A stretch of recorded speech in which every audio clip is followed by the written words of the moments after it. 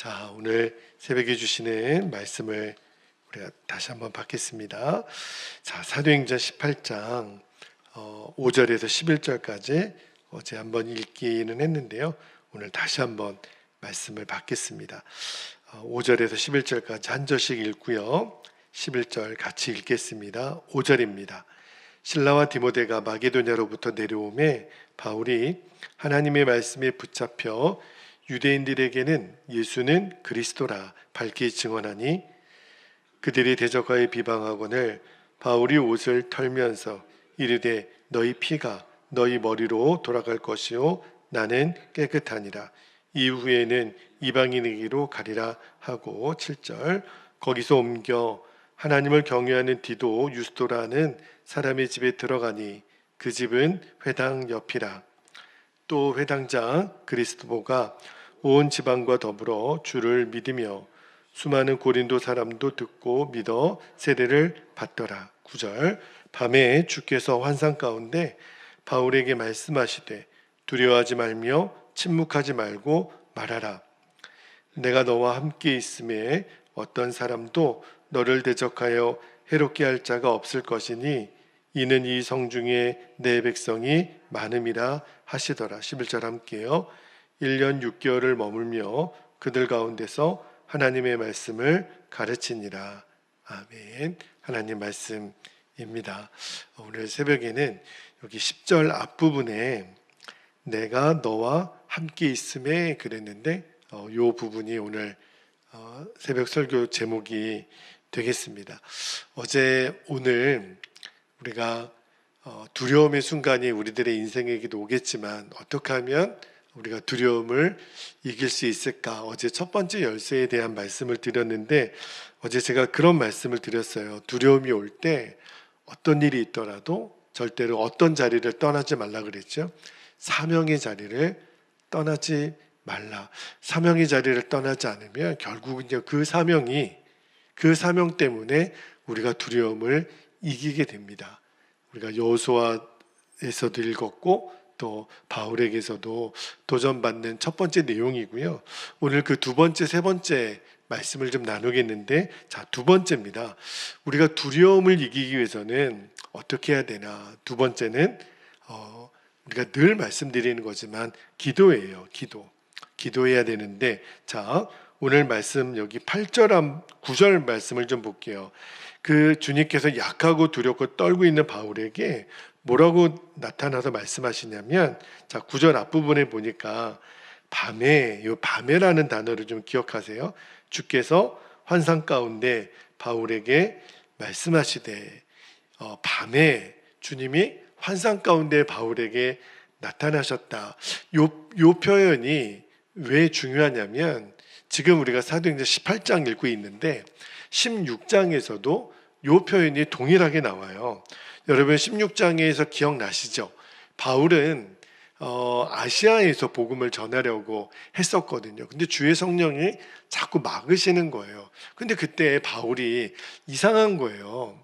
왜 이상하다?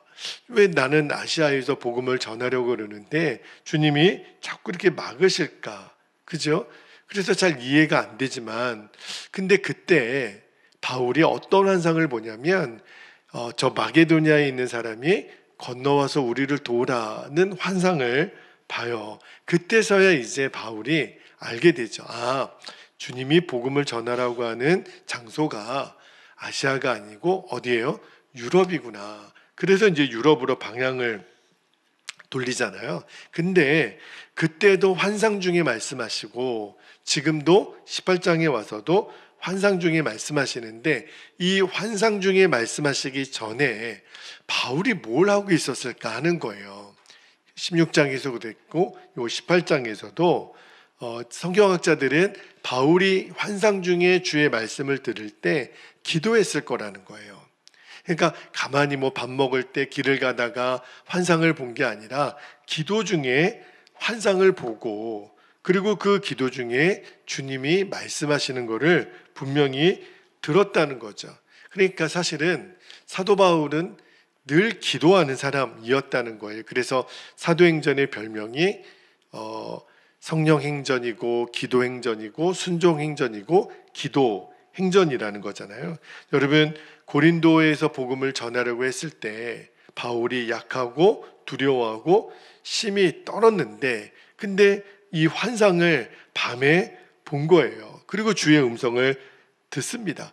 그리고 이제 바울이 너무너무 담대하게 주의 복음을 전하게 되는 거예요. 그러니까 우리도 두려운 일이 왔을 때 이 두려움을 극복하기 위해서는 제일 먼저 기도의 자리에 순종하는 겁니다. 창세기를 읽을 때 여러분, 야곱이 그 삼촌 라반의 집을 떠나 20년 만에 고향으로 돌아오는데 야곱의 마음에 두려움이 많았어요. 왜 두려웠죠? 형 에서 때문에 그랬습니다. 형을 속이고 아버지의 그 축복을, 장자권도 빼앗고 아버지의 축복을 대신 받는 일로 인해서 20년이 지났지만 형의 마음에는 아직도 앙금이 풀리지 않았어요. 그러니까 야곱이 종들을 미리 보내거든요. 보니까 에서가 400명의 군사들을 이끌고 야곱 죽이겠다고 온다는 이야기를 듣는 거예요. 자, 그때 야곱의 마음을 성경이 이렇게 표현을 하는데요. 자, 창세기 32장 7절 한번 볼게요. 창세기 32장 7절에 보면 야곱이 심히 두렵고 답답하여 그랬어요.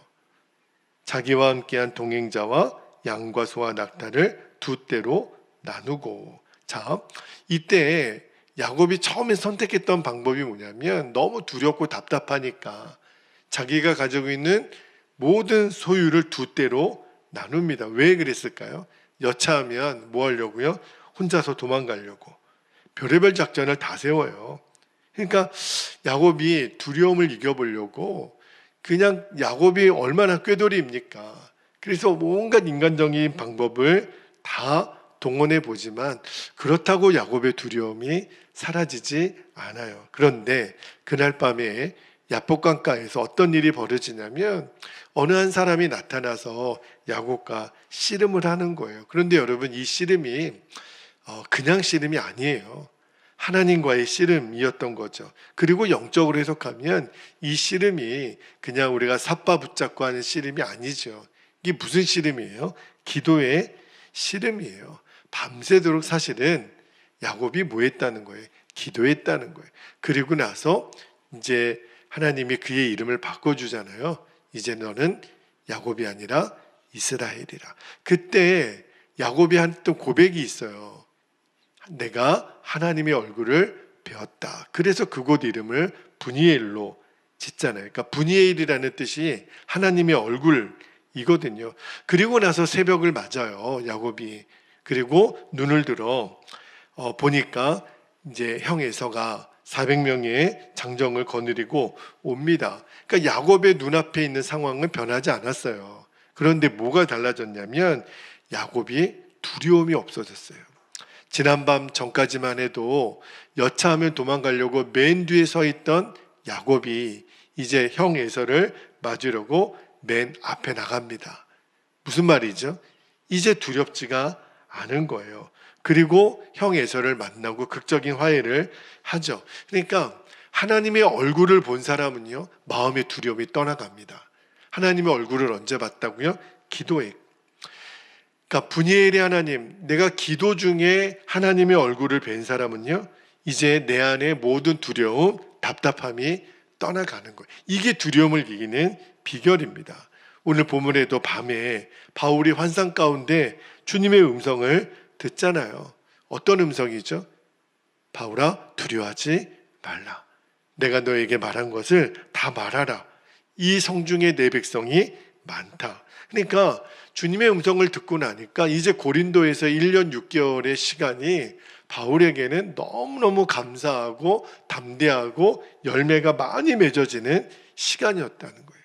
우리도 크고 작은 두려움이 올 때 제일 먼저 우리가 지혜로운 사람은 곧바로 기도의 자리에 무릎을 꿇는 겁니다. 그리고 하나님의 얼굴을 보는 거예요. 주님은 기도 중에 반드시 당신의 얼굴을 우리에게 비춰주세요. 그때 우리가 이제 마음의 담대함을 얻는 겁니다. 이 은혜를 우리가 다 누리기를 주의 이름으로 축복합니다.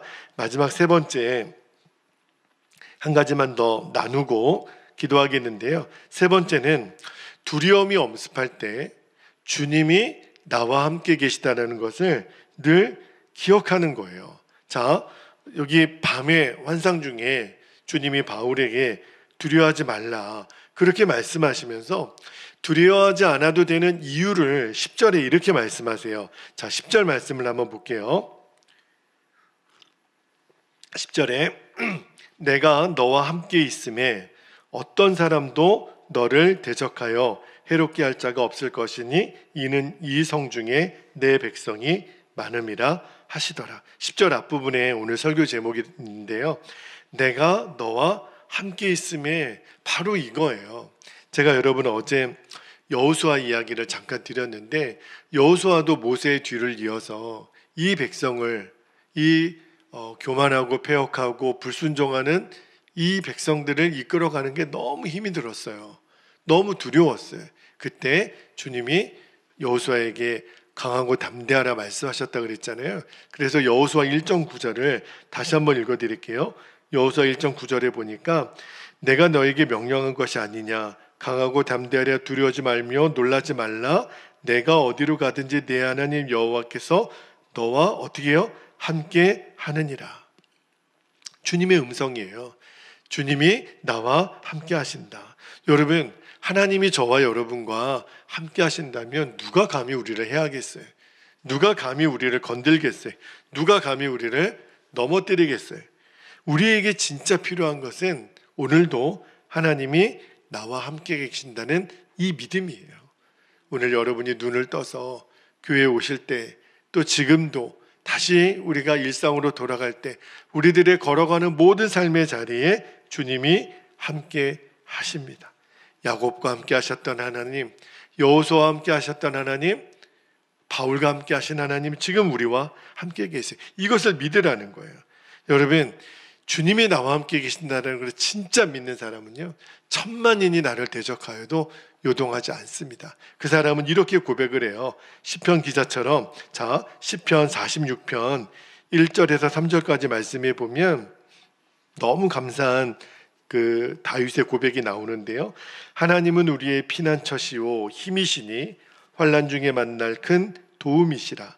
그러므로 땅이 변하든지 산이 흔들려 바다 가운데 빠지든지, 3절에 바닷물이 솟아나고 뛰놀든지 그것이 넘침으로 산이 흔들릴지라도, 그 다음에 뭐라고요? 우리는 두려워하지 아니하리로다. 이 말은 이제는 더 이상 하나님과 함께하는 나에게는 어떤 두려움의 시간이 존재하지 않는다라는 거예요.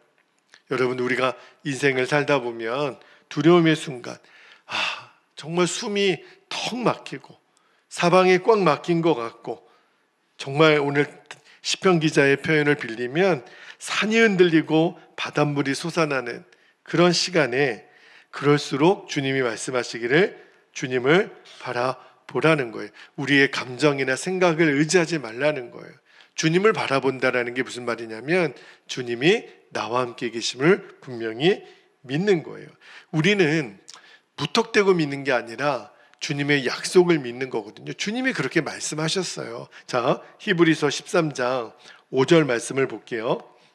히브리서 13장 5절에 내가 결코 너희를 버리지도 아니하고 너희를 떠나지 아니하리라. 이게 하나님의 약속이에요. 우리는 이 하나님의 약속을 붙들고 사는 사람들이에요. 여러분 혹시 예전에 모래 위의 발자국이라고 하는 글을 읽어보신 적이 있나요? 정말 인생길을 걸어갈 때 나 혼자인 것 같은 어떤 사람의 그 글인데, 제가 그거를 여러분에게 좀 읽어드릴게요. 한번 들어보세요. 모래 위의 발자국입니다. 어느 날 나는 꿈을 꾸었습니다. 꿈속에서 나는 주님과 함께 바닷가를 거닐고 있었습니다. 하늘 위로는 내 인생의 여러 순간들이 마치 영화의 한 장면처럼 지나가고 있었습니다. 나는 각 장면마다 두 사람의 발자국이 모래 위에 새겨져 있음을 발견하였습니다. 그중 하나는 나의 것이었고 다른 하나는 주님의 것이었습니다. 내 인생의 마지막 장면이 나와 주님에게서 사라지려는 순간, 나는 모래 위에 남겨진 발자국들을 뒤돌아 보았습니다. 내 인생의 행로에서 여러 번 오직 한 사람의 발자국만 남겨져 있음을 발견하였습니다. 그리고 그런 일이 내게 매우 슬프고 괴로웠을 때 일어났다라는 것을 알았습니다. 이러한 사실로 인하여 너무나 괴로웠던 나는 주님께 물어보았습니다. 주님께서는 내가 너와 함께 하리니 너는 항상 나를 따를지어다 이렇게 말씀하셨잖아요. 그런데 내 인생의 가장 어려웠던 시절을 돌이켜보니 오직 나의 발자국만 남겨져 있더군요. 어느 때보다도 주님이 필요했던 바로 그때 어찌하여 주님은 내 곁을 떠나셨는지 나는 정말 이해할 수 없습니다. 그러자 주님께서 대답하셨습니다. 사랑하는 나의 아들아, 나는 너를 누구보다 사랑한단다. 내가 시련과 고통을 당하고 있었을 때 나는 한 번도 너의 곁을 떠난 적이 없었느니라. 너가 한 사람의 발자국밖에 볼 수 없었던 바로 그때는 내가 너를 안고 가던 때였느니라. 그렇게 그 글을 마무리를 합니다. 여러분, 우리는 그냥 하나님이 나와 함께 한다라는 것을 그냥 믿는 게 아니에요. 주님이 그렇게 약속하셨어요. 우리는 그 약속을 믿는 겁니다. 그 약속 믿고 여호수아가 이제 강하고 담대하여 가나안을 정복하잖아요. 다윗이 그렇게 멋지게 승리하잖아요. 야곱도 승리하잖아요. 그리고 오늘 본문의 바울도 하나님이 나와 함께 하시는구나. 그리고 담대하게 고린도에서 1년 6개월의 복음의 역사를 이루는 사역을 감당을 합니다. 여러분, 우리가 두려움이 있을 때 오늘 두 가지 말씀을 드렸어요. 하나는 기도고 하나는 하나님이 나와 함께 계신다는 사실을 분명히 믿는 거예요. 그 사람에게 주님이 놀라운 역사를 이루십니다. 얼마나 감사한지. 어제 오늘 우리가 두려움의 순간이 왔을 때 우리가 승리하는 세 가지 열쇠를 나눴어요. 여러분 꼭 기억하시고 절대 우리는 사명의 자리를 떠나지 않는 겁니다.